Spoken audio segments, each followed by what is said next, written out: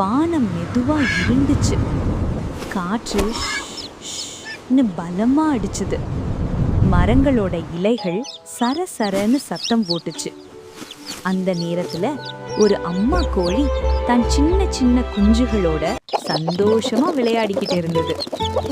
திடீர்னு டம் இடி சத்தம் வந்தது. அப்புறம் டப் டப் மழை விழ ஆரம்பிச்சது. குஞ்சுகள் பயந்து போச்சு. அங்கும் இங்கும் ஓடுச்சு, நடுங்குச்சு. அம்மா அம்மா அழுற மாதிரி இருந்துச்சு. அப்போ அந்த அம்மா கோழி ஒன்றும் யோசிக்கல. தன் 2 சிறகுகளையும் பெருசா விரிச்சு எல்லா குஞ்சுகளையும் தன் சிறகுகளுக்குள்ள அன்பா சேர்த்துக்கிட்டது. மழை ரொம்ப பலமா பேஞ்சுது. காற்று அடிச்சுது. இடி முழங்கிச்சு. ஆனா குஞ்சுகளுக்கு ஒன்றுமே ஆகல. ஏன்னா அவை அம்மா கோழியோட சிறகுகளுக்குள்ள பாதுகாப்பா இருந்துச்சு.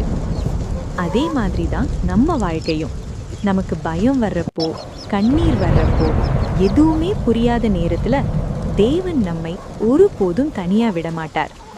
நாம் அவரை கூப்பிட்டாலும் கூட, கூப்பிடாம இருந்தாலும் கூட அவர் தன் சிறகுகளுக்குள்ள நம்மை மறைச்சு அன்பா பாதுகாப்பா காப்பாத்துறார். கோழி தன் குஞ்சுகளை தன் சிறகுகளின் கீழ் சேர்த்து கொள்ளும் போல தேவனோட சிறகுகளுக்குள்ள இருந்தா பயம் இல்லை, கவலை இல்லை, நம்பிக்கை மட்டும்தான். இது போல இன்னும் அழகான கதைகள் கேட்க ஜெய் டிவியை சப்ஸ்கிரைப் பண்ணிக்கோங்க. பாய் பாய்.